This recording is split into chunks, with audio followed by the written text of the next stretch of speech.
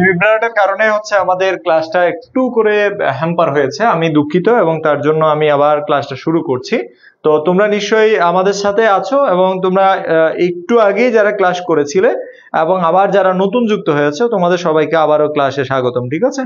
তো আমরা যেটুকু পড়েছি আর কি এই অধ্যায়টা আমরা আজকে শেষ করেই কিন্তু আমরা আজকে ক্লাসটা শেষ করব, ঠিক আছে? তো অধ্যায় শেষ না করে যাব না, তোমরা সবাই আমাকে সহযোগিতা করো, সেই সাথে তোমাদের সাথে আমি আছি। হ্যাঁ, তো এখন আমরা আবার শুরু করে দিয়েছি ক্লাস এবং তোমরা নিশ্চয়ই আমাকে শুনতে পাচ্ছ ঠিকঠাক।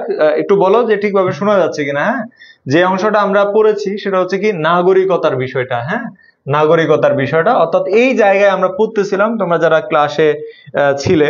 তো তোমরা আমাকে শুনতে পাচ্ছ ঠিকভাবে? যদি ঠিকভাবে শোনা যায় আমি তাহলে আরো ডিটেলসে ক্লাস শুরু করে দিচ্ছি। আলফি যুক্ত হয়েছে, যথারীতি আরো যারা ছিলে হু হু করে বাড়তেছে সংখ্যা। দ্রুত দ্রুত দ্রুত জয়েন হয়ে যাও, দ্রুত জয়েন হয়ে যাও সবাই। হ্যাঁ, আমাদের সাথে অং মার্মা যুক্ত হয়েছেন, আলফি যুক্ত হয়েছেন এবং হচ্ছে আরো যারা যুক্ত হয়েছে, শিমু যুক্ত হয়েছে, ওয়েলকাম এগেইন। ওকে, আনাস, ফারহান, আবির, ওয়ালাইকুম আসসালাম। আনাস, তুমি তো কমার্সের স্টুডেন্ট বাবু, তুমি কি ফার্স্ট ইয়ারে? হ্যাঁ সরি, তুমি তো কমার্সের স্টুডেন্ট না?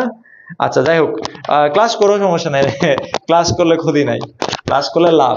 কারণ হচ্ছে এটা, এই যে পরিণতিটা, এটা তুমি ইন্টার শেষ করে বিশ্ববিদ্যালয়ে ভর্তি পরীক্ষায় যদি গ্রুপ চেঞ্জ করো তাহলে তোমাকে এটা পড়তে হবে। কমার্সের স্টুডেন্টদের বলতে, আর্টসের তো পড়তেই হবে। আবার বিশ্ববিদ্যালয় শেষ করে বিসিএস পরীক্ষা দিবে না, ওইখানেও কিন্তু 10 নাম্বার আছে, বুঝছো? তো এই জন্য হচ্ছে পরিণতি এটা পড়তেই হবে। শোনা যাচ্ছে? আচ্ছা ঠিক আছে, ওকে ওকে ওকে। কি বলতাম, আমি ভালো আছি। ইয়াসির, তুমি কেমন আছো? নাসির উদ্দিন পলাশ যুক্ত আছে, ওয়ালাইকুম আসসালাম। আচ্ছা, আমরা এইটুকু পড়ছিলাম প্রথমে। স্টুডেন্ট যদি 40+ ছিল, অনেক স্টুডেন্টই আমাদের হাত থেকে বের হয়ে গেল। আমাদের হাত থেকে বের হয়ে বললো মানে হচ্ছে তারা আর পড়তেছে না, তাদেরই ক্ষতি হচ্ছে আলটিমেটলি। এখানে একটু খেয়াল করো। লাস্কি বলছে কি, এই যে লাস্কির কথাটা না, আমি ক্যালসনের কথা বলছি, ক্যালসনের কথাটাই মনে রাখবা। এরপরে তাহলে অধিকারের বিষয়ে আমরা চলে যাই। তার আগে আমরা জাস্ট নাগরিকতার ধারণা জানলাম, যে আমি তোমাদের প্রথমেই বলছি যে পরিণতি হচ্ছে নাগরিকতা বিষয়ক বিজ্ঞান এবং পরিণতিতে কি পড়ানো হয়, যে নাগরিকতার সাথে জড়িত সকল বিষয় নিয়ে পড়ানো হয়। আমরা এই অধ্যায়ে শুধু নাগরিক অধিকার, কর্তব্য এবং মানবাধিকার নিয়ে পড়বো, মানে একটা ক্ষুদ্র অংশ পড়বো, নাগরিকতার সম্পূর্ণ অংশ না। এরপরে আমরা যাই যে নাগরিকের যে অধিকার, অধিকার কাকে বলে বা অধিকার কি। তো আমরা তো সবাই সমাজের মধ্যে জন্মগ্রহণ করি। ও তোমাদের একটা প্রশ্ন করছিলাম, তোমরা তো কেউ জবাব দাও না, সেটা হচ্ছে কি, মানুষ স্বভাবত সামাজিক ও রাজনৈতিক জীব। মানুষ, হ্যাঁ, মানুষ স্বভাবত সামাজিক ও রাজনৈতিক জীব, এই কথাটা কে বলছে? এটা তো তোমরা সবাই পারার কথা। তো অধিকারের সংজ্ঞায় অধিকারের জন্ম এবং সমাজেই এর রক্ষক। তাহলে অধিকারের জন্ম, হ্যাঁ, সমাজের মধ্যে এবং সমাজই এটাকে রক্ষা করে। এই পয়েন্টটা কেন মনে রাখবা, এটা এমসিকিউতে আসে। এমসিকিউতে বলবে যে অধিকারের জন্ম কোথায়। তাহলে অধিকারের জন্ম কোথায়? কেউ কেউ দেশে মেরে দিয়ে আসে, কেউ কেউ রাষ্ট্রে দিয়ে আসে, কেউ কেউ পরিবারে দিয়ে আসে, কেউ কেউ সমাজে দেয়। যারা সমাজে দেয় তাদের উত্তর হয়, বাকিদের উত্তর ভুল। তো সুতরাং এটা মনে রাখবা, অধিকারের রক্ষাও করে সমাজ, অধিকারের জন্ম দেয়ও সমাজ, অধিকারের পরিবর্তনও সমাজের মধ্যে হয়, সব সমাজের মধ্যে। এই জন্যই অধ্যাপক লাস্কি বলছে কি, অধিকার সমাজ বহির্ভূত বা সমাজ নিরপেক্ষ হইতে পারে না, অধিকার সমাজ ভিত্তিক। তাহলে অধিকার কি ভিত্তিক? অধিকার সমাজ ভিত্তিক। একটা এমসিকিউ মনে রাখবা, এটা একটা এমসিকিউ। ওকে, এরপরে আসি আমরা। হব হাউস বলছে কি, প্রকৃত অধিকার বলতে সামাজিক কল্যাণের জন্য কতগুলো শর্তকে বোঝায়, মানে যে শর্তগুলো সমাজের কল্যাণে আসে সেগুলোই হচ্ছে অধিকার। এখন আমি তোমাদের কাছে প্রশ্ন করতে পারি যে সেরকম অধিকার কি, কোন কোন অধিকারটাকে আমরা আমরা সমাজের অধিকার বলতে পারি এবং কোন জিনিসগুলো। অলরেডি আমাদের 40+ স্টুডেন্ট যুক্ত হয়ে গেছে আবারও। খুবই চমৎকার, দারুণ, তোমাদের অনেক অনেক ধন্যবাদ যুক্ত হওয়ার জন্য। এবং আমরা এখান থেকে অনেক কিছুই শিখবো, ঠিক আছে? পরীক্ষায় আসবে এমন কিছু শিখবো, বেহুদা কিছু শিখবো না, ঠিক আছে? তাহলে এখানে ওই যে আমি মাঝে মধ্যে একটু দুই একটা কথা বলি তোমাদেরকে একটু হাসি ঠাট্টা করার জন্য, এগুলো মনে রাখার দরকার, এগুলো তোমরা ভুলে যাও। মনে রাখবো হচ্ছে পরীক্ষায় যা আসবে তা।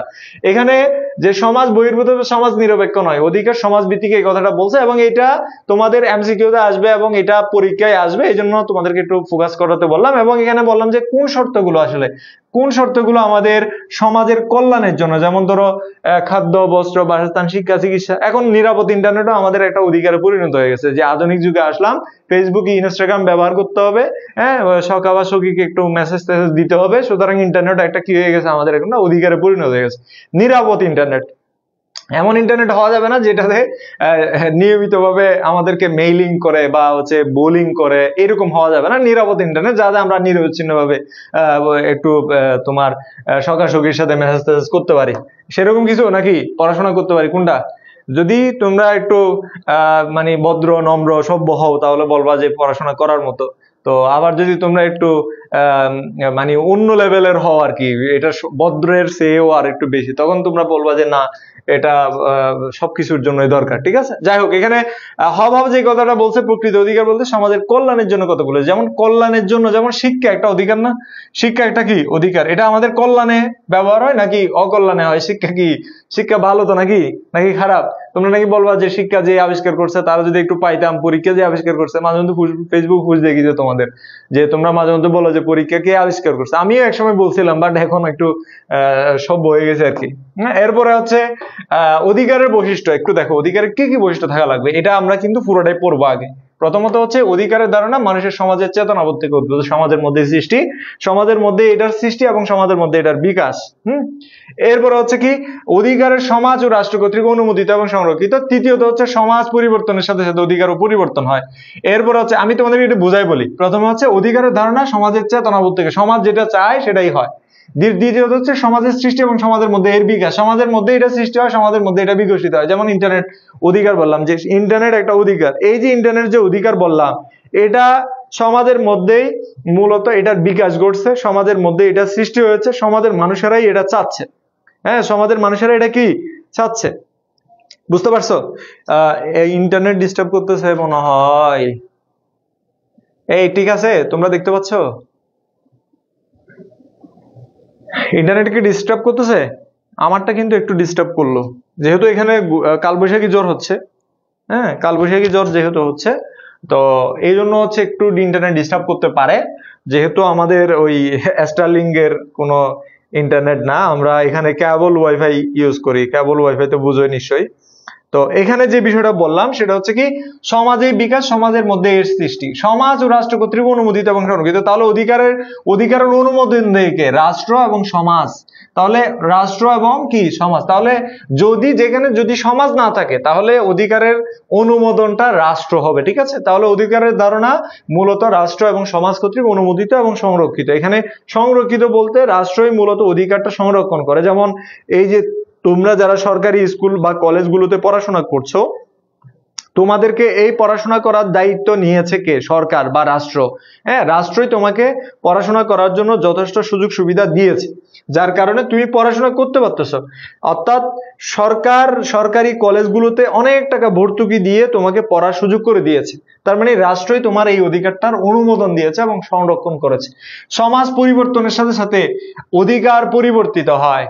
তাহলে এক সময় ইন্টারনেট কোনো অধিকার ছিল না, এখন আমরা আওয়াজ তুলতেছি যে ইন্টারনেট আমার অধিকার।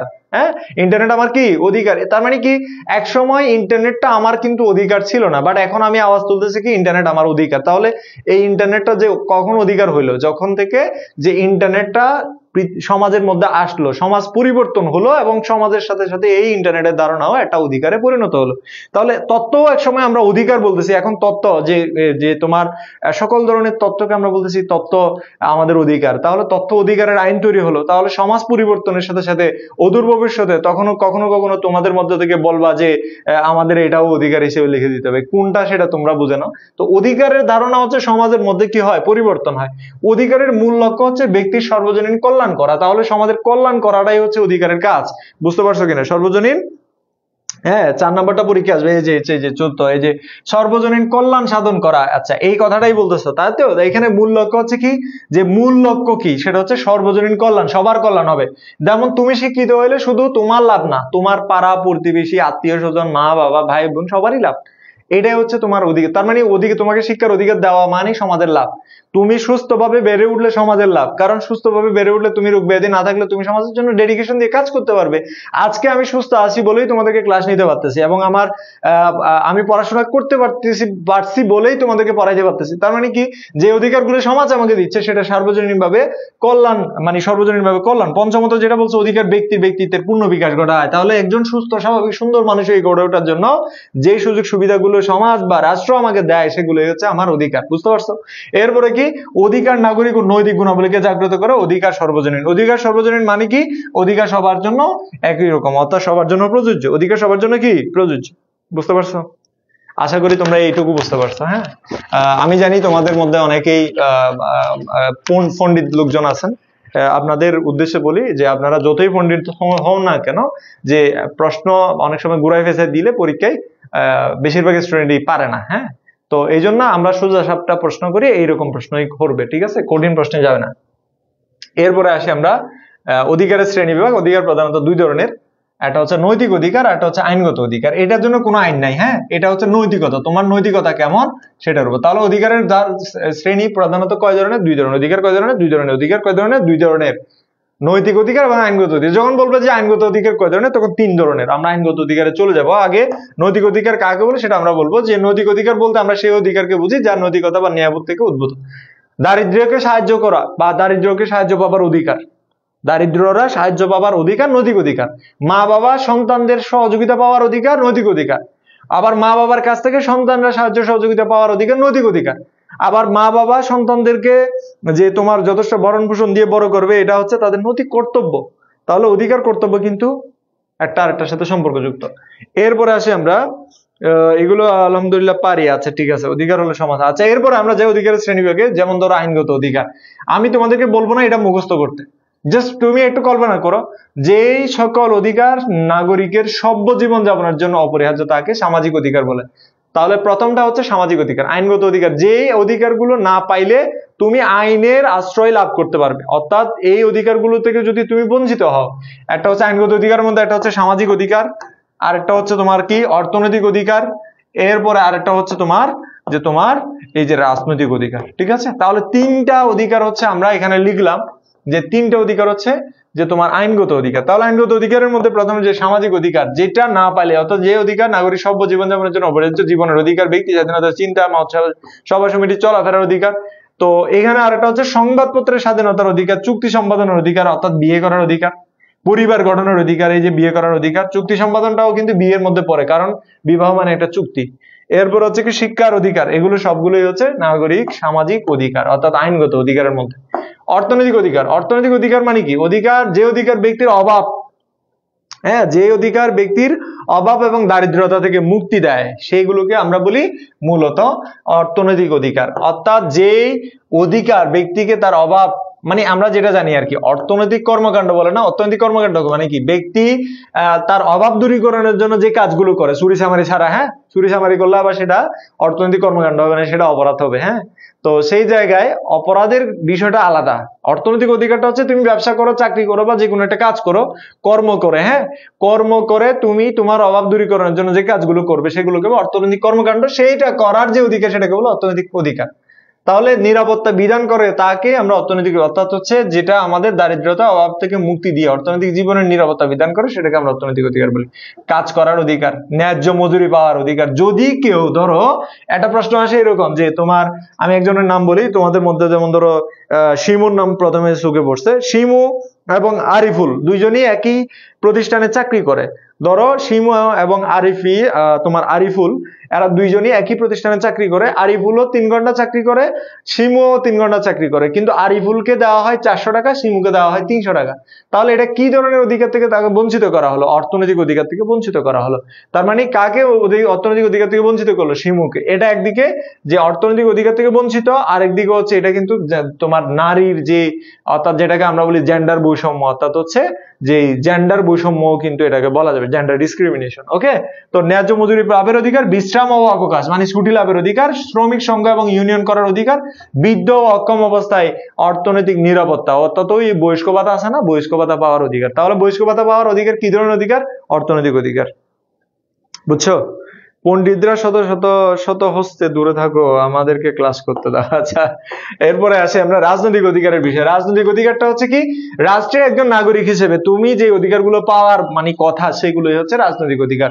তার মানে কি? রাজনৈতিক অধিকারগুলোর মধ্যে রয়েছে হচ্ছে স্থায়ীভাবে বসবাসের অধিকার, নির্বাচনে অংশগ্রহণ করার অধিকার, আবেদন করার অধিকার। আবেদন বলতে এখানে সেটা সরকারি চাকরি হইতে পারে, সেটা যে কোনো কাজের ক্ষেত্রে আবেদন করার অধিকার, সরকারি চাকরি লাভের অধিকার। এখানে প্রশ্ন হচ্ছে দুইটা, একটা হচ্ছে চাকরি লাভের অধিকার, আর একটা হচ্ছে সরকারি চাকরি লাভের অধিকার। তোমরা বলো তো চাকরি লাভের অধিকার কি আর সরকারি চাকরি লাভের অধিকার কি? অলরেডি এখানে লেখা আছে যে রাজনৈতিক অধিকারের মধ্যে সরকারি চাকরি লাভের অধিকার, এটা হচ্ছে আমাদের রাজনৈতিক অধিকার। সরকারি চাকরি লাভের অধিকার রাজনৈতিক অধিকার। কিন্তু যখন বলা হবে শুধু চাকরি লাভের অধিকার, এই যে চাকরি লাভের অধিকার, তখন হচ্ছে সেটা কর্মের অধিকারের মধ্যে চলে যাবে। অর্থাৎ কর্ম অধিকারটা হচ্ছে কি, এই যে দেখো কর্মের অধিকারটা হচ্ছে আমাদের অর্থনৈতিক অধিকার, এই জিনিসটা মনে রাখবা। তাহলে চাকরি লাভের অধিকারটা আমাদের অর্থনৈতিক অধিকার হলেও সরকারি চাকরি লাভের অধিকারটা কিন্তু রাজনৈতিক অধিকার। বুঝছো? ওকে, তোমরা যারা ক্লাস করতেছো মনোযোগ দিয়ে করো, অল্প সময় নিচ্ছি তোমাদের থেকে, ঠিক আছে? বিদেশে অবস্থানকালীন সময়ে নিরাপত্তা লাভের অধিকার। ওই যে তোমার প্রত্যেকটা দেশে, ধরো বাংলাদেশের মধ্যে কিন্তু প্রায় পৃথিবীর অনেক দেশের এম্বাসি আছে। এম্বাসি মানে বুঝো তো, অর্থাৎ হচ্ছে যে তোমার যারা এখানে অ্যাম্বাসেডর আছে, অ্যাম্বাসেডর মানে হচ্ছে তাদের দেশের প্রতিনিধি, তাদের দেশের কি প্রতিনিধি যারা আছে তাদের একটা অফিস আছে, সেই অফিসেই মূলত তাদের দেশের নাগরিকদেরকে বাংলাদেশের মধ্যে নিরাপত্তা দিচ্ছে, অথবা কোনো বিপদে পড়লে তারা সহযোগিতা করতেছে। ঠিক একইভাবে পৃথিবীর বিভিন্ন দেশে বাংলাদেশেরও কি আছে, যে এম্বাসি আছে, সেখানে তারা কি করে বাংলাদেশের নাগরিকদেরকে নিরাপত্তা দেওয়ার চেষ্টা করে। এটা হচ্ছে তোমার বিদেশে অবস্থানকালে নিরাপত্তা লাভের অধিকার। আর একটা হচ্ছে সরকারের সমালোচনা করার অধিকার।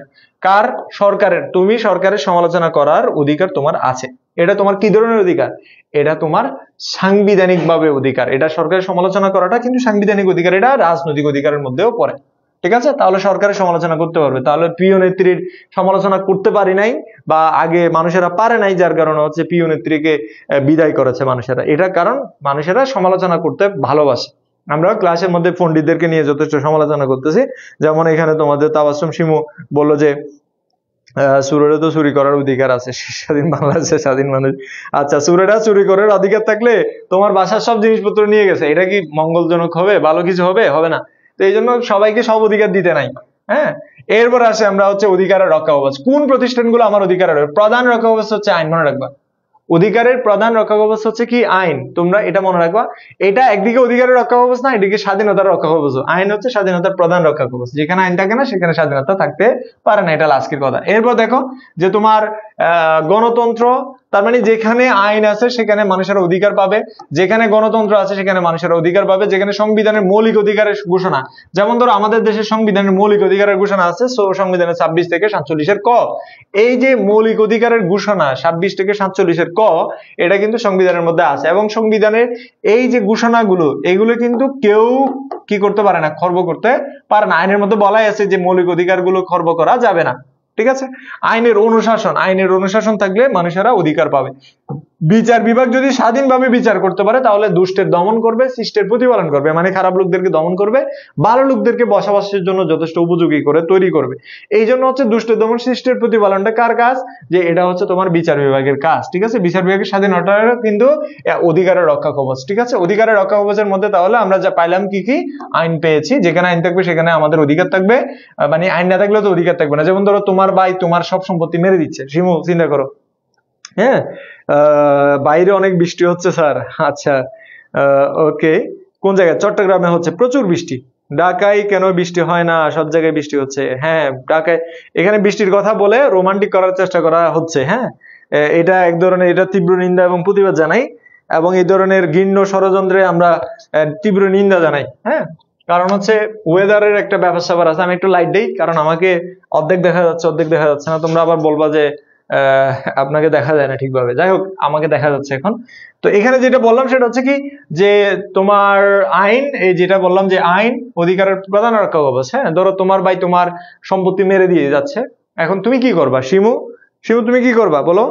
শিমু তুমি কি করবা? তুমি আইনের কাছে গিয়ে বলবা যে আমার ভাই আমার সব সম্পত্তি মেরে দিচ্ছে, যে এটা আমার উত্তরাধিকার সূত্রের সম্পত্তি। তাহলে তুমি আইনের কাছে আশ্রয় লাভ করতে পারবে। আর গণতন্ত্রটা না থাকলে তো তুমি তোমার অধিকারের কথাই বলতে পারবে না যে এটা আমার অধিকার। তো সংবিধানে যদি অধিকারের কথা না থাকে তাহলে তুমি অধিকার কার কাছে চাইবে? সংবিধানই তো রাষ্ট্রের সর্বোচ্চ আইন। এরপরে হচ্ছে কি, যে তোমার আইনের অনুশাসন। যদি আইনের অনুশাসন না থাকে, অর্থাৎ আইন আছে কিন্তু কাজ নাই, মানে আমাদের দেশে আছে না ওই যে অনেক আইন আছে তো নাকি, সেগুলোর বাস্তবায়ন আছে? নাই, অনেক বাস্তবায়ন নাই। তার মানে সেগুলো বাস্তবায়ন না থাকলে তাহলে সেটা থাকলেও লাভ নাই। আর এটা হচ্ছে জনগণকে সচেতন হইতে হবে, এটা হচ্ছে সজাগ দৃষ্টি। এরপরে প্রশ্নে যায়, এরপরে টপিক হচ্ছে তথ্য অধিকার আইন। আমি তোমাদেরকে বলবো এই তথ্য অধিকার আইনটাতে অনেক কিছুই পড়ার আছে, বাট আমাদের এত বেশি প্রশ্ন আসে না, যার কারণে আমি আজকে এটা স্কিপ করব, ঠিক আছে? তবে তোমাদেরকে বলবো কয়েকটা জিনিস মনে রাখতে। যেমন ধরো তথ্য অধিকার আইন হচ্ছে 2009 সালে পাস হয়েছে, তাহলে তথ্য অধিকার আইনের সাথে সাথে এটা বলতে হবে যে 2009, কারণ এটা 2009 সালে পাস হয়েছে এবং 2009 সালে থেকেই মূলত এটা কার্যকর রুবেল ফারহান, আমার নাম রাসেল। হ্যাঁ, রেজওয়ান রিয়াদ স্যার নাকি? হ্যাঁ, তোমার কি মনে হচ্ছে? হ্যাঁ, তোমার কি মনে হচ্ছে? আমার একটা বড় একটা কথা বেরোছিল মুখ দিয়ে, বাট আমি লাইভে যেহেতু বলি নাই। হ্যাঁ, স্যার নাকি মানে এটা আবার কোন ধরনের প্রশ্ন? স্যার এটা কি আজকে শেষ করে দিবেন এই অধ্যায়? হ্যাঁ এবি ইমরান, এটা আমি শেষ করে দিব, এখনই একটু পরেই শেষ করে দিব, ঠিক আছে? বান্দরবনে বৃষ্টি হচ্ছে, বিকেলে অল্প হয়েছে বাট বেশি না। তোমরা বৃষ্টির চিন্তা না করে, আপাতত বৃষ্টির চিন্তা না করে ছেলেরা তোমরা নিজেদের চিন্তা করো। হ্যাঁ, এরপরে আসি আমরা, যে এটা বললাম সেটা হচ্ছে কি, যে তোমার জনগণের যে আইনানুগ অধিকার, হ্যাঁ, জনগণের অর্থে পরিচালিত এইসব প্রতিষ্ঠানে, অর্থাৎ হচ্ছে আমরা যদি বলি তত্ত্ব অধিকার কেন দরকার, কারণ রাষ্ট্র চলতেছে কার টাকায়? রাষ্ট্র চলতেছে তোমার আমার টাকায়। হ্যাঁ, অর্থাৎ তোমার আমার টাকা মানে হচ্ছে জনগণের টাকা, আমরাও তো আমজনতা, তাই না? তো আইনানুগ কোন প্রতিষ্ঠান, সংগঠন বা কর্তৃপক্ষের গঠন, উদ্দেশ্য, কার্যাবলী, দাপ্তরিক নথিপত্র, আর্থিক সম্পদের বিবরণ, অর্থাৎ ধরো কোনো প্রতিষ্ঠান সম্পর্কে তোমার জানতে ইচ্ছে করতেছে, তাহলে তোমার ওটা জানার অধিকার তোমার আছে। এখন তোমাকে ওই তথ্যগুলো দেওয়া প্রত্যেকটা প্রতিষ্ঠানের দায়িত্বের মধ্যে পড়ে। এখন দায়িত্ব হলেও অনেকে তো দায়িত্ব অবহেলা করে, তাই না? আমাদের বাঙালিদের স্বভাবত দায়িত্ব অবহেলা করা।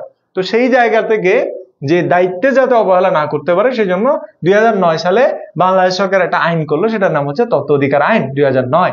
জনগণের অর্থে পরিচালিত এইসব প্রতিষ্ঠানের তথ্য জানার অধিকার প্রত্যেক নাগরিকের। একটা কথা মনে রাখবে, সেটা হচ্ছে তথ্যের গোপনীয়তা কি বাড়ায়? দুর্নীতি বাড়ায়। এটা মনে রাখবে, তথ্যের গোপনীয়তা কি বাড়ায়? দুর্নীতি বাড়ায়। তার মানে হচ্ছে, ধরো আমি তোমাকে 100 টাকা দিলাম, হ্যাঁ, আমি তোমাকে কি দিলাম? 100 টাকা দিলাম। ওই 100 টাকায় মানে তুমি কি করছো না করছো এটার কোনো হিসাব আমি তোমার কাছ থেকে পাইলাম না। তাহলে তুমি 100 টাকা আমার থেকে নিয়ে গেছো, ভালো কথা, কিন্তু তুমি ওই 100 টাকার হিসাব দিবা না। 100 টাকার হিসাব না দিলে তুমি যে এই 100 টাকা দিয়ে তুমি কি তোমার মুড়ি খাইছো না বাদাম খাইছো সেটা তো আমি বুঝতে পারবো না। তোমাকে আমি 100 টাকা দিয়েছি কেন? তোমাকে কলম কিনতে, খাতা কিনতে। তুমি কি করছো সেটা আমাকে জানতে হবে। তো ঠিক একইভাবে সরকারি প্রতিষ্ঠান বা বেসরকারি বা আধা সরকারি বা অন্যান্য প্রতিষ্ঠান যেগুলো আছে, সরকার যে তাদেরকে প্রতি বছর বাজেট দিচ্ছে, যেমন একটা বিশ্ববিদ্যালয় চলার জন্য যে কোটি কোটি টাকা দেয়, সেই টাকা কোথায় ব্যয় হয়, কার জন্য ব্যয় হয়, কিভাবে ব্যয় হয়, সেটা জানার অধিকার প্রত্যেক নাগরিকের আছে। কারণ সরকার যে টাকা দেয় সেটা তো আমার তোমার টাকা, তাহলে নাগরিকদের জানার অধিকার আছে বলে রাষ্ট্রের সরকার এই আইনটা তৈরি করেছে, যেটাকে আমরা বলি তথ্য অধিকার আইন। এই তথ্য অধিকার আইন এটা 2009 সালে পাস হয়েছে, মানে এটা না যে তথ্য অধিকার আইন 2009 সাল থেকে চলতেছে। এটা জুলিয়াস সিজার থেকে, তোমরা নাম শুনছো নিশ্চয়ই, জুলিয়াস সিজার থেকেই মূলত খ্রিস্টের জন্মেরও 60 থেকে 27 বছরের এই সময় থেকেই মূলত এই তত্ত্বের অধিকারের ধারণাটা জন্ম লাভ করেছে। তাহলে ধারণাটা কার সময় থেকে? রোমান সম্রাট জুলিয়াস সিজার, তোমরা নিশ্চয়ই নাম শুনেছো, জুলিয়াস সিজার। রিলস দেখলে এত সুন্দর ক্লাসটা মিস করতাম। আচ্ছা, এক কথায় অসাধারণ। আছে, ঠিক আছে Ariful, thank you so much. এখানে এখানে এই যে Simanta why are you doing this, এটার মানে কি আসলে? এটা কি? এটা কেন করা হচ্ছে? কেন? হোয়াই? হ্যাঁ, এটা তুমি বুঝো, বাকিরা বুঝে না।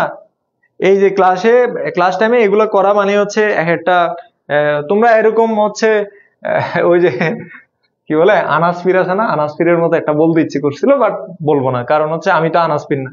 কিন্তু এই ধরনের কমেন্টস, এগুলা তোমাদের একটু সতর্ক থাকতে হবে, তোমরা ইন্টারমিডিয়েট পড়ুয়া স্টুডেন্ট।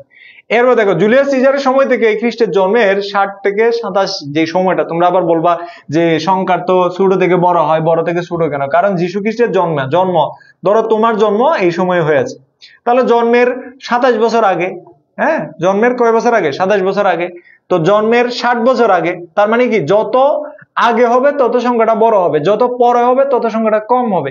তো যীশু খ্রিস্টের জন্মের 60 বছর আগে 60 থেকে 27 যে সময়টাতে জুলিয়াস সিজার ক্ষমতায় ছিল, সেই সময়েই মূলত তত্ত্ব অধিকারের ধারণাটা বিকশিত হয়েছে। পরে পরে এই ধারণাটা যে ফিনিশীয় যারা, তাদের মধ্যেই এটা বিকাশ ঘটে। তবে সর্বপ্রথম সুইডিশ পার্লামেন্টে, অর্থাৎ সুইডেনের পার্লামেন্টে 1777 সালে এটি সর্বপ্রথম এটি আইন হিসেবে গৃহীত হয়।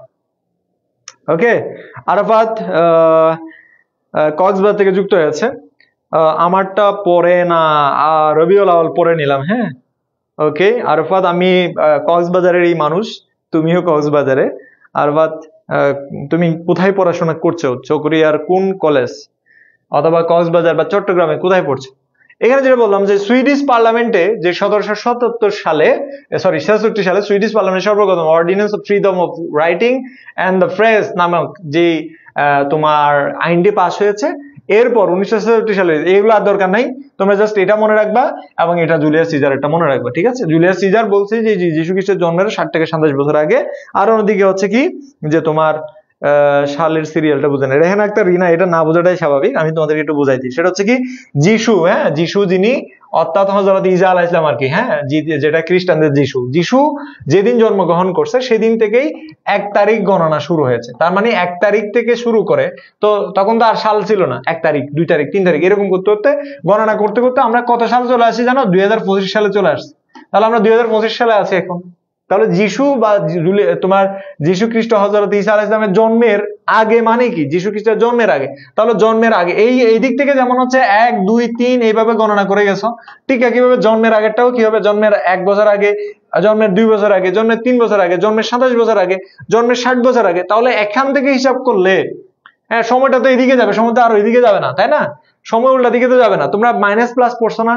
ওই যে সংখ্যা এরকম যে 0 থেকে এদিকে যত যাবে তত +1 +2 +3, আমি আবার ম্যাথ করাচ্ছি না, হ্যাঁ, এরকম পাইছো না? এদিকে হচ্ছে -1 -2 -3 -4 এরকম পড়ছো না? তো এইদিকে সংখ্যাটা যত যাবে এটা মাইনাস, কিন্তু এটা এদিক থেকে এদিকে হিসাব হবে, এদিক থেকে এদিকে হিসাব হবে না। তাই এই জন্য হচ্ছে জুলিয়াস সিজারের যে সময়টা সেটা হচ্ছে যীশু খ্রিস্টের জন্মেরও 60 বছর আগে, হ্যাঁ, শেষ হয়েছে কখন? 27 বছর আগে। যীশু খ্রিস্টের জন্মের 60 থেকে 27 বছর, এটা বলছে। এটাই হচ্ছে সাল, এখানে অন্য কিছু না, ঠিক আছে? এরপরে আমরা যেটা জানবো যে বাংলাদেশে কখন হয়েছে, তথ্য অধিকার আইন 2009, এই যে এটা 2009 সালের 5 এপ্রিল এটা রাষ্ট্রপতি কর্তৃক তোমার সেটা মানে কি হয় যে তোমার রাষ্ট্রপতি কর্তৃক এটা যে তোমার গৃহীত হয় এবং এটা পরবর্তীতে আইন আকারে পাস হয় 2009 সালের 6 এপ্রিল, ঠিক আছে? তোমাদের অনেকের বইয়ে 5 এপ্রিল দেওয়া থাকতে পারে, এটা রাষ্ট্রপতি যেদিন গ্রহণ করছে, এটাই হচ্ছে ব্যাখ্যা, ঠিক আছে? এরপরে আসে আমরা তথ্য অধিকার আইনের বিষয়ে অনেকগুলো তথ্য আছে, আমরা এগুলো জানবো না, জাস্ট হচ্ছে আমরা একটু এখানে এরপরে আমরা যাই নাগরিক অধিকার কর্তব্যের বিষয়টা। নাগরিক কর্তব্য কি? অধিকার ভোগের বিনিময়ে নাগরিককে বেশ কিছু কাজ করতে হয়, যেগুলোকে আমরা বলি মানে বেশ কিছু দায়িত্ব পালন করতে হয়, যেগুলোকে আমরা বলি কর্তব্য। কর্তব্য কাকে বলে সে বিষয়ে আমরা যদি বলি, ম্যাকেনজি কি বলছে দেখো, এটা ম্যাকেনজি হবে, হ্যাঁ, এইরকম আর কি ম্যাকেনজি, হ্যাঁ, এটা এই জায়গাটা ম্যাকেনজি বলছেন কি কর্তব্য হলো এমন ধরনের বিশেষ কাজ যা আমাদেরকে পালন করা উচিত, মানে এটা এমন না যে তোমাকে করতেই হবে, হ্যাঁ, এটা করা উচিত, এটা বলছে ম্যাকেনজি। মানে এটা তো জোর দেন নাই, তিনি বলছে কর্তব্য হচ্ছে সেটা করা উচিত, হ্যাঁ, তোমাদের পড়াশোনা করা উচিত, এটার মানে না যে তোমাকে পড়তেই হবে। তবে তোমার মা বাবা, আত্মীয় স্বজন, পাড়া প্রতিবেশী, ভাই বোন, হ্যাঁ, তোমার সেই সখী বা সখা, সেও চায় যে তুমি একটু পড়াশোনা করো, ভালো কিছু করো, হ্যাঁ, এমন কোনো মানুষ পাওয়া যাবে না যে পড়াশোনাকে ডিমোটিভেট করে। হয়তো অভাব অনটনের কারণে, আর্থিক অসচ্ছলতার কারণে অনেকে পড়াশোনা করতে পারে না, এটা তাদের সীমাবদ্ধতা না, এটা সৃষ্টিকর্তার তাকে যেভাবে পাঠাইছে, হ্যাঁ, তাকে ওই কপাল দিয়ে বানাইছে যে সেজন্য সে ওই কপালে জন্মগ্রহণ করছে, সে পড়তে পারতেছে না, কিন্তু তার যে পড়াশোনা করা উচিত, হ্যাঁ, সেটাই বলছে ম্যাকেনজি, বলছে যে কি কর্তব্য হলো এক ধরনের বিশেষ কাজ যা আমাদের পালন করা উচিত। তো এটা আমরা মনে রাখতে পারবো। তো ম্যাকেনজির কথাটা এটা আমরা আসলে তোমার এত বেশি জটিল করে নেওয়ার কিছু নাই, ঠিক আছে? আমরা সহজভাবে নিব, ঠিক আছে? গোল্ডেন বেজ মানে অসাধারণ। আচ্ছা, গোল্ডেন বেজ সম্পর্কে আমি কি বলবো? গোল্ডেন বেজটা যারা করতেছে তারা ক্লাস করতেছে নিয়মিত, গোল্ডেন বেজে আমরা সবগুলো ক্লাস কভার করবো এবং ডিটেলসে আমরা সবকিছু একদম ডিটেলসে, হ্যাঁ। ভাই আনাস ভাইয়ের ভিডিও দেখেন আপনি, ওই যে মাঝে মধ্যে রিলস আসে, ফেসবুকে ক্লিপ আসে, হ্যাঁ, যাই হোক, এখানে যেটা বললাম যে কেমন যুক্ত হয়েছেন, এতক্ষণ আপনাকে মিস করলাম।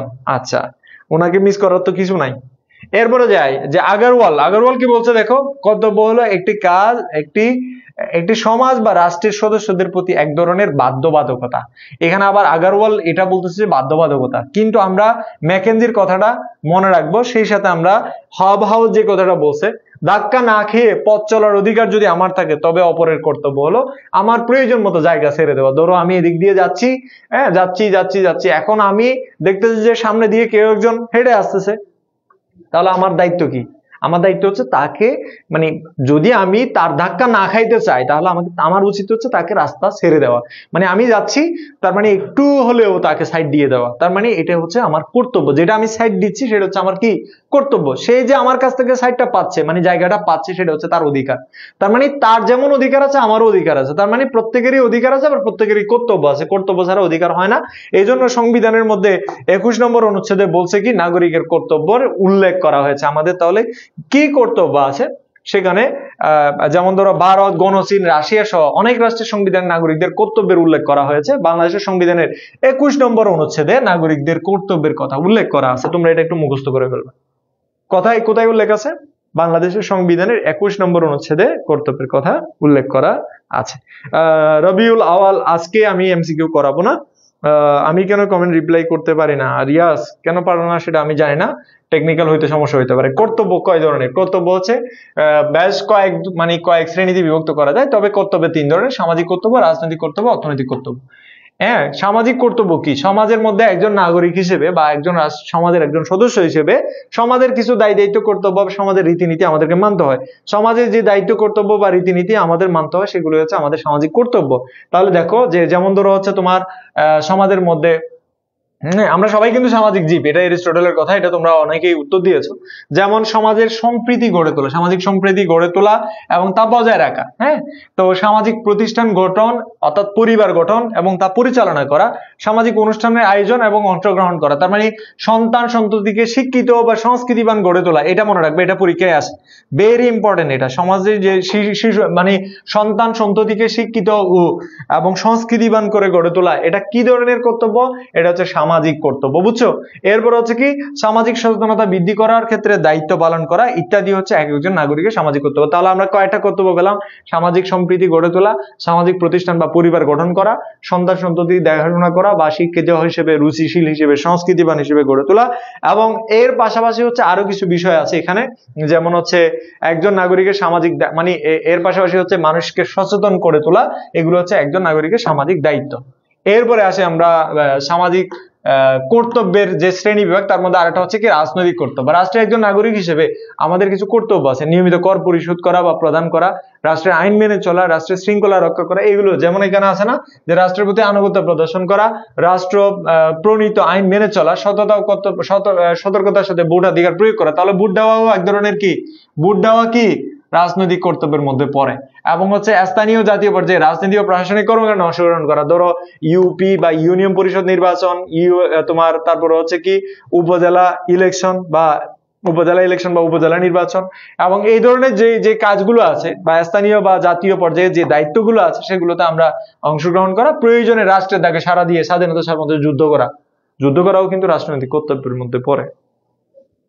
হ্যাঁ, যুদ্ধ করাটাও কিন্তু রাজনৈতিক কর্তব্যের মধ্যে পড়ে। আমাদের সাথে যুক্ত হয়েছে স্নেহা, সামিহা, এবং স্যার আমাদের একটা এক্সাম নেবেন ইনশাআল্লাহ, দেখি কিরকম এক্সাম নেওয়া যায়, তুমি একটু বলো। আপনাকে আজকে ক্লাসে মোস্ট ওয়েলকাম। আচ্ছা, আমি শুধু পড়ালেখাতে ক্লাস করি, বাইরে অন্য কোথাও পড়তে হয় না, পড়া লাগে না আমার কাছে। গোল্ডেন বেস 100-তে 100, তবে অন্যদের কাছে কেমন লাগে তা বলতে পারবো না। আচ্ছা, এখানে মূল বিষয়টা হচ্ছে মাইন্ড সেট আপ, যে তোমার মাইন্ড সেট আপটা থাকতে হবে যে আমি এখান থেকে শিখবো। শিকার মাইন্ড সেট আপ নিয়ে তুমি এখানে আসো। তুমি যদি আসি ক্লাসের মধ্যে একটা আড্ডা ফাড্ডা হবে, গল্প হবে বা এরকম কিছু মনে করার দরকার নাই। এগুলো মনে করলে তুমি এখানে ভর্তি না হওয়া বেটার। স্যার ক্লাসের লিঙ্কটা দেন নাই যে, ক্লাসের লিঙ্ক কোথায় দিব? তোমাদের গ্রুপে দেয় নাই, আমি আসলে ওইখানে দিয়েছিলাম। জাহেদ, আমি তোমাকে বেশ কয়েকবার কল দিয়েছি, তোমাকে কলে পাইনি, তোমার আব্বুকে কল দিয়েছি, তোমার আব্বুকেও আমি পাই নাই, যেটা যদিও বা এটা লাইভে বলার কিছু না। তারপরে তোমাকে বলছি যে তোমাকে বেশ কয়েকবার কল দেওয়ার পরে তোমার কোনো রেসপন্স পাই নাই, এটা আমার আসলে ব্যথিত করেছে, কষ্ট পেয়েছি আমি। এরপরে অর্থনৈতিক কর্তব্যের যে বিষয়টা, সেটা হচ্ছে কি নাগরিকের বেশ কিছু অর্থনৈতিক দায়িত্ব রয়েছে। কর্মক্ষম সকল নাগরিকের রাষ্ট্রীয় উপাদান। মেইনলি জাহেদের বিষয়ে যেটা বললাম, জাহেদ আমাদের হচ্ছে অফলাইন স্টুডেন্ট। আমরা চেষ্টা করি প্রত্যেকটা স্টুডেন্টদেরকে ক্লাসে অ্যাক্টিভ করাতে। হ্যাঁ, যে যারা জাহেদের চাকরি হয়েছে না কি হয়েছে সেটা যেন বলছিল, আমি জানি না। তো অফলাইনে যারা আছে আমাদের চকবাজার ব্রাঞ্চে, তো যারা আছে আর কি, হ্যাঁ, তাদের প্রত্যেকেরই আমরা চেষ্টা করি নার্সিং করার জন্য। কেউ না আসলে তার খোঁজখবর নেওয়া, এবং সে পরীক্ষা না দিলে নিয়মিত তারও খোঁজখবর নেওয়া, এগুলো হচ্ছে আমাদের দায়িত্বের মধ্যে পড়ে। তো এই জন্য প্রতিষ্ঠান হিসেবে তো আমরা প্রতিষ্ঠান চালাচ্ছি, যতদিন আছে অবশ্যই তো দায়িত্বগুলো পালন করতে হবে। হ্যাঁ স্যার, উপরে কোয়েশ্চেন করছি 2টা, কোন কোন কোয়েশ্চেন ভাই আবার একটু করো। হ্যাঁ, আমি প্রশ্ন দেখি তোমার কোয়েশ্চেন গুলো পাই কিনা। অনেক উপরে চলে গেছে মনে হয়। সামনে ইয়ার ফাইনালে কিভাবে শুরু করব? এখনো শুরু করি নাই স্যার, কিছু বলেন। সামনে ইয়ার ফাইনালের জন্য তুমি যেটা করবে সেটা হচ্ছে কি, যে তোমার সামনের ইয়ার ফাইনালের জন্য তুমি যেটা করতে পারো সেটা হচ্ছে তুমি এখন রিভাইজ করো, মেইন বইটা পড়ো ভালো করে, মেইন বইটা পড়ো, সিলেবাস ধরে মেইন বই পড়ো, যেগুলো তোমাদের কলেজে সিলেবাস দিয়েছে সেগুলো মেইন বইটা পড়ো, মেইন বই পড়ো, মেইন বই। আমি বারবারই বলবো যে যারা পরীক্ষার্থী বা অন্যান্য স্টুডেন্ট আছো তোমাদেরকে বলবো মেইন বই, মেইন বই, মেইন বই, মেইন বই। মেইন বইয়ের বাইরে আসলে কিছু নাই, ঠিক আছে? এরপর আমরা যাই অর্থনৈতিক কর্তব্য। অর্থনৈতিক কর্তব্য কি? রাষ্ট্রের অভ্যন্তরে যে তোমার অর্থনৈতিক কর্মকাণ্ডে নিয়োজিত থাকা, ব্যবসা করা বা বাণিজ্য করা বা চাকরি করা, যেটাই করো সেটাতে নিয়োজিত থাকা, রাষ্ট্রের অর্থনৈতিক চাকাকে সচল রাখার জন্য যে তোমার যা করা দরকার সেগুলো করা, এটা হচ্ছে প্রত্যেকটা নাগরিকের অর্থনৈতিক কর্তব্য। নাগরিকের বেশ কিছু দায়িত্ব কর্তব্য রয়েছে, অর্থাৎ তার মধ্যে একটা হচ্ছে অর্থনৈতিক কর্তব্য। কর্মক্ষম সকল নাগরিকের কাজ করা, ওই যে তোমার বাবার টাকা আছে পায়ের উপর পা তুলে বসে থাকে, এটা কিন্তু কর্তব্যের মধ্যে পড়ে না, ঠিক আছে? তো তোমার বাবার টাকা আছে মানে তুমি বসে থাকবে এরকম না, প্রত্যেকটা নাগরিকের উচিত হচ্ছে কাজ করা, কর্ম করে খাওয়া। হ্যাঁ, তো আমি কর্ম করে খাওয়া এটা কথা মনে পড়লো, ওই যে একটা বাচ্চা ভাইরাল হয়ে গেছিল না, ফেনী থেকে পালায় আসছিল চট্টগ্রামে, হ্যাঁ, যে ওই ছেলে তোমাকে কি খাওয়াবে, তখন সে বলছিল যে কর্ম করে খাওয়াবে। এই ভিডিও ক্লিপটা গতকালকেও আমার ফেসবুকে আসছিল, যার কারণে আমার একটু মনে পড়ছে আর কি। হ্যাঁ, কর্মক্ষম সকল নাগরিকের কর্ম করে খাওয়া উচিত। হ্যাঁ, নিয়মিত খাজনা এবং কর প্রদান করা, এবং হচ্ছে এর পাশাপাশি হচ্ছে তোমার নিজের যে চাকরি বলো ব্যবসা বলো সেখানে যে ভেজাল না দেওয়া এবং ভেজাল পণ্য বিক্রি না করা এবং যথাযথ পরিমাপ মেনটেন করা, কেউ পরিমাপে কম দেয় আবার কেউ পরিমাপে তোমার নয় ছয় করে, এই ধরনের করা যাবে না, এগুলো কিন্তু করতে পারো। পরিমাপে সঠিক পরিমাপ করা, খাদ্যে ভেজাল না করা বা ব্যবসায় ভেজাল না করা, এগুলো হচ্ছে আমাদের কি, হ্যাঁ, আমাদের কর্তব্যের মধ্যে পড়ে, ঠিক আছে? ওকে, এরপর আমরা যাই। এরপর হচ্ছে কি নাগরিকের কিছু কর্তব্য আছে, মানে এতক্ষণ ধরে আমরা যেগুলো বলছি এগুলো নাগরিকের কর্তব্য, তারপরও আমরা কিছু এক্সট্রা ভাবে নাগরিক কর্তব্যের কথা বলছি। বাংলাদেশের নাগরিক হিসেবে রাষ্ট্রের প্রতি আনুগত্য প্রকাশ করা, এটা আনুগত্য হবে, ঠিক আছে? আনুগত্য, সরি ফর দ্যাট। আইন মেনে চলা এবং হচ্ছে সততার সাথে ভোট প্রয়োগ করা, সৎ ও যোগ্য নেতৃত্ব নির্বাচন করা, নিয়মিত কর প্রদান করা, রাষ্ট্র সেবা করা, সন্তানদের শিক্ষা দান। অন্যান্য কর্তব্যের মধ্যে রয়েছে পরিবারের দায়িত্ব, সমাজের প্রতি কর্তব্য এবং আন্তর্জাতিক ক্ষেত্রে দায়িত্ব কর্তব্য। আন্তর্জাতিক দায়িত্ব কর্তব্য কি? এটা তোমাদের আবার এমসিকিউতে আছে। আন্তর্জাতিক দায়িত্ব কর্তব্যের মধ্যে হচ্ছে হিউম্যান রাইটস মেনে চলা। হিউম্যান রাইটস বলতে হিউম্যান রাইটস মানে হচ্ছে মানবাধিকার। হ্যাঁ, এটা নিয়ে আমরা এখন কথা বলবো, আমরা সেটাতে চলে যাই। অধিকারের কর্তব্যের মধ্যে সম্পর্ক আছে, অধিকার এবং কর্তব্য একই মুদ্রার দুটি দিক, অর্থাৎ ঘুরে ফিরে একই কথা, একজনকে ছাড়া অন্যজনকে মানে বোঝা যাবে না। অধিকার ও কর্তব্য উভয় সমাজ থেকে উদ্ভূত, উভয় সমাজের রক্ষক। রাষ্ট্র নাগরিক অধিকার রক্ষা করে। তাহলে কে নাগরিক অধিকার রক্ষা করে? পরীক্ষা যখন আসবে যে কে নাগরিক অধিকার রক্ষা করে, মনে রাখবা যে রাষ্ট্র। নাগরিক কথাটা যখন আসবে, ব্যক্তির কথা না, নাগরিক কথাটা যখন আসবে তখন ধরে নিবে এটা রাষ্ট্রের কথা বলতেছে। কোন কোন ধরনের অনুমোদন দরকার হয়? যে রাষ্ট্রীয় অনুমোদন, যে রাষ্ট্রের লাইসেন্স, ব্যবসা করার জন্য যে ব্যবসা করতে যাচ্ছে সেই ব্যবসার লাইসেন্স, হ্যাঁ, যথাযথ লাইসেন্স গ্রহণ করা, সেটা ঠিক আছে, অনুমোদন। এইটা ভাই অর্থনৈতিক। আচ্ছা, আসলে আমি নতুন তো, অনলাইনে নতুন, তাই কিছু মনে করবেন না। আচ্ছা ঠিক আছে রিয়াজ, সমস্যা নাই, তুমি আমাদের পেজে মেসেজ দাও এবং ওইখান থেকে ভর্তি কমপ্লিট করতে পারো। স্যার অনেক কিছুই মনে করতেছে, হ্যাঁ মনে পড়তেছে অনেক কিছু। আচ্ছা, মেসেঞ্জারে, হ্যাঁ আমাদের একটা এই যে চ্যানেল আছে, মেসেঞ্জার চ্যানেল, ওইটাতে যুক্ত হইতে পারো। একটু ব্রেক দেই আর কি, মাঝে মধ্যে তোমাদের সাথে একটু কমেন্ট টমেন্ট দেখি, তোমাদের কমেন্ট টমেন্ট একটু ভালো লাগে, কারণ তোমাদের এখনো তো কি বলে যে ছোট মন, হ্যাঁ, সেই ছোট মনের কথাগুলো একটু শুনি আর কি। যাই হোক, এখানে একটু আমরা দেখি যে অধিকার, মানবাধিকার। কি অধিকার? মানবাধিকার। ইংরেজিতে কি বলে এটারে বলে হিউম্যান রাইটস। কি বলে? Human rights. আমি যে কথাগুলো বলতেছি তোমাদের বইয়ে কি আছে এটা দেখার দরকার নাই, তোমরা জাস্ট হচ্ছে এই জায়গাটাতে শুধু এই জিনিসটা পড়বা, হয়ে যাবে। আমি তোমাদেরকে এই স্লাইডটা দেওয়ার ব্যবস্থা করব, ক্লাস শেষ হলে তোমাদেরকে আমি সেটা দেওয়ার ব্যবস্থা করবো, ঠিক আছে? তোমরা ওই আমাদের যে চ্যানেলটা আছে না, মেসেঞ্জার চ্যানেল, সেখানে যুক্ত হয়ে যাও, ঠিক আছে? আমার আর মাত্র হচ্ছে 10 মিনিট, এই 10 মিনিটের ভিতরে আমি শেষ করে দিচ্ছি। হ্যাঁ, তোমাদেরকে একটু বলি, ব্যক্তি সমাজ জীবনে যেসব সুযোগ সুবিধার দাবিদার হয় এবং যা ছাড়া ব্যক্তিত্ব বিকশিত হতে পারে না তাই মানবাধিকার। মানে একজন মানুষ বেঁচে থাকার জন্য যে অধিকারগুলো দরকার সেগুলো মানবাধিকার। তোমার বেঁচে থাকার জন্য খাদ্য, বস্ত্র, বাসস্থান, শিক্ষা, এগুলো মানবাধিকার অন্তর্ভুক্ত, মানে বেঁচে থাকার অধিকার। এক কথায় বলতে গেলে যে মানুষ বেঁচে থাকার জন্য, এখানে কি বলছে কি যে মানুষ সমাজ জীবনের যেসব সুযোগ সুবিধার দাবিদার হয়, অর্থাৎ যেগুলো ছাড়া তুমি বাঁচবে না সেগুলো। যেমন জাতিসংঘ কি বলছে? মানব জীবনে যে সুযোগ সুবিধা ভোগের দাবিদার হয় এবং যা ছাড়া তার ব্যক্তিত্ব বিকশিত হয় না তাই সেগুলো হচ্ছে মানবাধিকার। এক কথায় বলতে গেলে সুস্থ, সুন্দর, স্বাভাবিক জীবনযাপনের জন্য আমাদের যে অধিকারগুলো দরকার সেগুলো হচ্ছে মানবাধিকার। এখন তোমরা বলতে পারো মানবাধিকারের সাথে মৌলিক অধিকারের পার্থক্য কোথায়? মৌলিক অধিকারগুলো দিবে রাষ্ট্র, মানবাধিকার দিবে জাতিসংঘ। এখানে স্পষ্টভাবে বলছে যে ইউএন এর কথা আসছে না, ইউএন এর কথা আসছে মানে জাতিসংঘের কথা। 1948 সালে 10 ডিসেম্বর 1948 সাল, কত সাল? 1948 সাল। তো তারিখটা সালটা মনে রাখবো কিভাবে? মনে রাখা কঠিন না। বিশ্বযুদ্ধ চলছে কখন? এই প্রথম বিশ্বযুদ্ধ কখন চলছে বলতো? দেখি তোমাদের একটু টেস্ট করি, একটু এই যে মানুষ বলে না একটু বাজাই দেখি, হ্যাঁ তোমাদেরকে একটু বাজাই দেখি। স্যার অনেক খুশি মনে করতেছে, কি করতেছে? হ্যাঁ খুশি মনে কি করতেছে? সারুলতাকে আমি ছাত্রলীগ পড়ছি একটু আগে। এই সারুলতা, আমি তোমাকে ছাত্রলীগ পড়ছি। আমি মনে মনে ভাবতেছি কিরে ছাত্রলীগ করতে আসছে এখানে। যাই হোক, আরিফুল ইসলাম প্রথম বিশ্বযুদ্ধ, দ্বিতীয় বিশ্বযুদ্ধের কথা বলি না, ঠিক আছে? প্রথম বিশ্বযুদ্ধের কথা বলছি, যে প্রথম বিশ্বযুদ্ধ, হ্যাঁ বিশ্বযুদ্ধ। আর কিছু পড়ো বা না পড়ো বাবুরা, তোমরা যেহেতু মানবিকের স্টুডেন্ট, তোমাদেরকে প্রথম বিশ্বযুদ্ধ আর দ্বিতীয় বিশ্বযুদ্ধ সম্পর্কে একটা ক্লিয়ার আইডিয়া থাকতে হবে, ঠিক আছে? প্রথম বিশ্বযুদ্ধ হয়েছে 1914 থেকে 1918, হ্যাঁ 1914 থেকে 1918 এই সময়টা, এটা প্রথম বিশ্বযুদ্ধ, ওয়ার্ল্ড ওয়ার ফার্স্ট। এবং এরপর একটা সংস্থা গড়ে উঠেছে, কত সালে সেটা বলতে হচ্ছে, league of nation, league of কি নেশন। আর দ্বিতীয় বিশ্বযুদ্ধ হয়েছে কখন? যে প্রথম বিশ্বযুদ্ধের পরে লিগ অফ নেশন প্রতিষ্ঠা হয়েছে 1920 সালে। তো তোমরা নিশ্চয়ই এটা জানো, 1920 সালে। তো দ্বিতীয় বিশ্বযুদ্ধ শুরু হয়েছে 1939 সালে, যেটা তোমাদের মধ্যে অনেকেই কমেন্টস করেছো, 39 যারা বলেছো আর কি, যেমন খানম ঋতু বলেছে, এবং হচ্ছে কিভাবে বলবো, ইমরান কিভাবে বলবো, তুমি আমার আইডিতে মেসেজ দাও, আমার আইডি সার্চ করো, এইটা দিয়ে সার্চ করো তোমরা, সরি এটা না, আমার আইডি হচ্ছে এটা, হ্যাঁ এটা দিয়ে সার্চ করো, রাসেল মোহাম্মদ, হ্যাঁ এটা দিয়ে সার্চ করো, জাস্ট এইরকম স্পেলিংটা এরকম, হ্যাঁ double A sorry A double M A D. তো 1939 থেকে 1945, এটা হচ্ছে দ্বিতীয় বিশ্বযুদ্ধের সময়। এই দ্বিতীয় বিশ্বযুদ্ধের পরে সারা পৃথিবীকে এক জায়গায় আনার জন্য 1945 সালে, মানে যেই বছর দ্বিতীয় বিশ্বযুদ্ধ শেষ হয়েছে সেই বছরই ইউনাইটেড নেশন বলে একটা প্রতিষ্ঠা হয়েছে।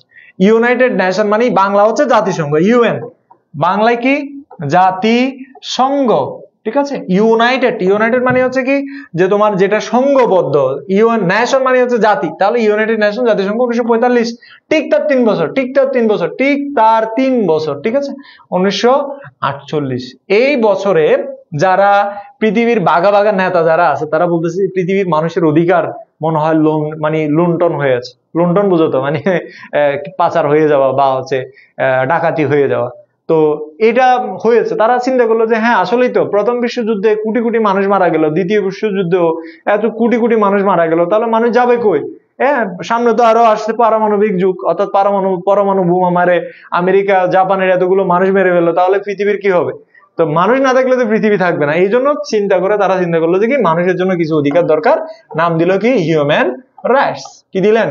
হিউম্যান রাইটস দিলেন। কথা বুঝতে পারছো? না বুঝলে আমাকে বলো যে হিউম্যান রাইটসটা বুঝি নাই। হ্যাঁ না আমার নাম তুমি এটা বলো না প্লিজ, তুমি এটা বলো না শিমু, হ্যাঁ এটা বলো না, শেষ করেন প্লিজ। আজকের মতো আর একটা ক্লাস আছে, কোথায় আছে? না আর একটা ক্লাস আছে, তুমি চলে যাও প্লিজ, লিভ মি অ্যালোন, আমাকে একা ছেড়ে দাও। এখানে দেখো 1948 সালে 10 ডিসেম্বর জাতিসংঘ সাধারণ পরিষদের মৌলিক মানবাধিকার সমূহ গৃহীত এবং ঘোষিত হয়। এই ঘোষিত মানবাধিকার সর্বজনীন ঘোষণাপত্রে বলা হয়েছে, অর্থাৎ এটাকে সর্বজনীন ঘোষণাপত্রটা কি আমি তোমাদেরকে সেটা একটু বলি, যে এটাকে বলে ইউডিএইচআর। এটা একটু তোমরা মনে রাখবে, ইউডিএইচআর 1948 সালের 10 ডিসেম্বর, কোথায় ডিসেম্বর? 10 ডিসেম্বর 1948 সালে ইউডিএইচআর গৃহীত হয়। এটা ইউডিএইচআর এর ফুল ফর্ম কি? ইউনিভার্সাল, এটা তোমরা একটু লিখে রাখো, ইউনিভার্সাল, যাদের বইয়ে নাই, ডিক্লারেশন, হ্যাঁ ডিক্লারেশন অফ হিউম্যান রাইটস, আমি এখানেই লিখতেছি রাইটস, ওকে?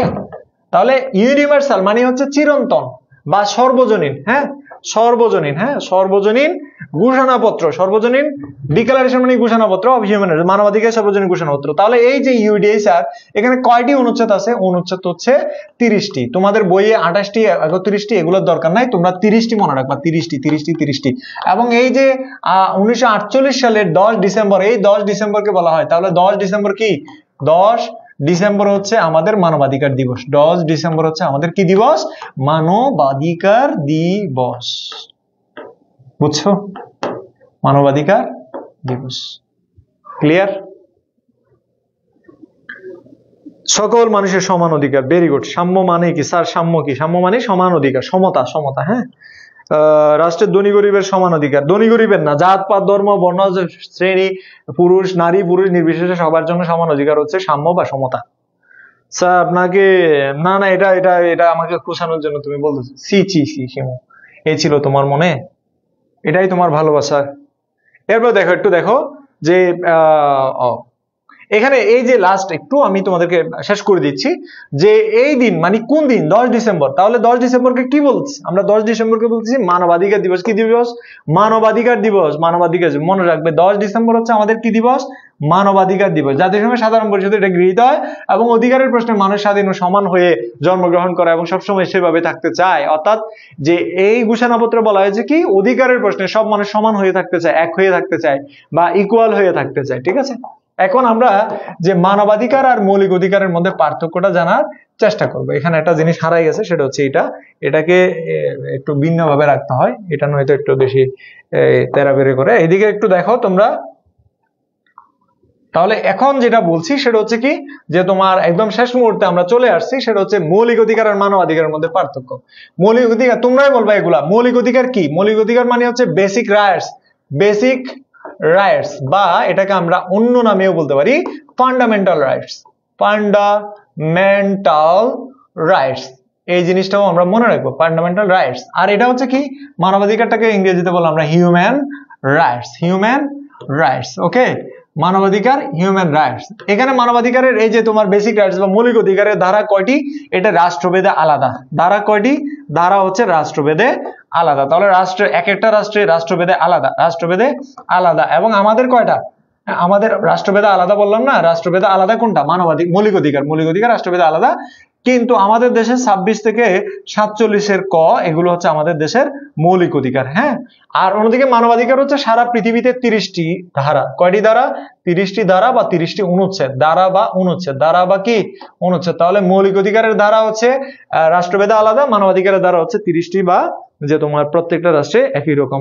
এবং রাষ্ট্রভেদে আলাদা আলাদা হয়, প্রত্যেকটা রাষ্ট্রে একই রকম মৌলিক অধিকার হয় না, কিন্তু মানবাধিকার প্রায় প্রত্যেকটা রাষ্ট্রে।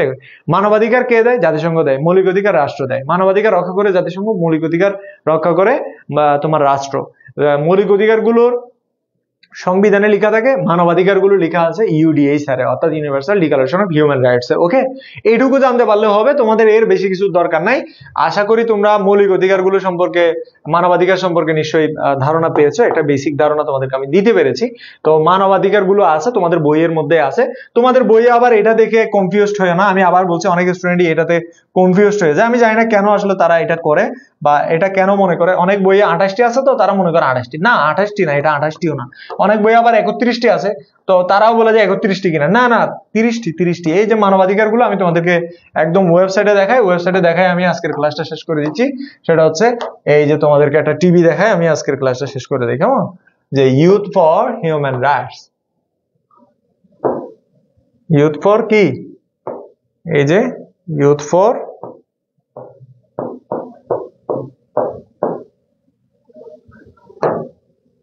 ওকে। তাহলে আমরা আজকে শেষ করে দিচ্ছি, এবং এখানেই হচ্ছে আমাদের এই ডকুমেন্টারিতেই হচ্ছে আমাদের শেষ। অর্থাৎ মানবাধিকারের কয়টা ঘোষণা আছে সেটাই আমি তোমাদেরকে দেখাচ্ছি এখন। যে মানবাধিকারের যে ঘোষণা আছে, সেখানে কয়টি ঘোষণা আছে? এই যে 30টি ঘোষণা, কেমন? এই যে আর্টিকেল 1 থেকে 5, হ্যাঁ, 6 থেকে 11, 11 থেকে এই যে দেখো মানবাধিকারের এই যে দেখো 26 থেকে 30 আর্টিকেল। আর্টিকেল মানে অনুচ্ছেদ। আর্টিকেল মানে কি? অনুচ্ছেদ। নিশ্চয়ই দেখতে পাচ্ছ, আর্টিকেল মানে অনুচ্ছেদ। আবার এখানে ভিডিও আছে, হ্যাঁ। ভিডিও গুলো তোমরা চাইলে দেখতে পারো, ভিডিও গুলো তোমরা খুব ইজিলি দেখতে পাবে, হ্যাঁ। তো ভিডিও গুলো হচ্ছে এখানেই পাবে তোমরা, যেমন এই যে হিউম্যান রাইটস এর এই যে দেখো এখানে কিন্তু আছে। হ্যাঁ, আমি সাউন্ড বাড়াই দিলে তোমরা এটা শুনতে পাবে, বাট আমি সাউন্ড দিতে চাচ্ছি না। তোমরা আপাতত সাউন্ড এখান থেকে বাড়ানো যাবে, সে যাই হোক সাউন্ড বাড়ানো যাচ্ছে না, এটা পরে তোমরা দেখে নিও। ইউথ ফর হিউম্যান রাইটস এর গুগলে ঢুকে তোমরা এটা দেখে নিও, ঠিক আছে? আজকের মতো তাহলে তোমাদের কাছ থেকে এখানে বিদায় নিচ্ছি, এবং আকরাম মিয়া আই লাভ ইউ টু, এবং অনুচ্ছেদ মধ্যে 1 থেকে 2 নং অনুচ্ছেদ মূলত মানবাধিকারের কথা বলা হয়েছে। হ্যাঁ, আচ্ছা, মৌলিক অধিকারের উৎস সংবিধান, অন্যদিকে মানবাধিকারের উৎস হচ্ছে জাতিসংঘ। এক্স্যাক্টলি, হ্যাঁ, রুতবা। ওকে, চমৎকার। হ্যাঁ, ভালো লাগলো sir. Rabiul Awal, thank you so much Awal. এবং আরো যারা যুক্ত হয়েছে, ক্লাসটি কেমন লেগেছে তোমাদের শেষ পর্যন্ত যারা ছিলে একটু বলো। স্যার আমার প্রতি রাগ করি না, রাগ করলে আর বলবো, রাগ করে না আর বলি না, আমি তোমার সাথে রাগ করে নিই। এরপরে এরপরে এরপরে এরপরে তোমরা বলো ক্লাসটি কেমন লেগেছে। এখন তোমাদের প্রশংসা শুনতে চাই, বা তোমাদের ভালো লাগা খারাপ লাগা শুনতে চাই। হ্যাঁ, তোমরাই বলো যে কেমন লেগেছে ক্লাস। ভাই নেক্সট ক্লাস কবে হবে স্যার? এরকম এমএস দিব, কষ্ট করে দিয়েন। আচ্ছা, এসএমএস মেসেজ দাও, সমস্যা নাই, আমি আসি। ক্লাসটি অসাধারণ। Ariful Islam, thank you so much. ওকে, পরবর্তী ক্লাসে দেখা হবে, ততদিন পর্যন্ত তোমরা সবাই ভালো থেকো এবং আমার জন্য দোয়া রেখো যাতে তোমাদের নেক্সট ক্লাসটি নিতে পারি শুক্রবারে। ওকে, সবাই ভালো থেকো, আল্লাহ হাফেজ।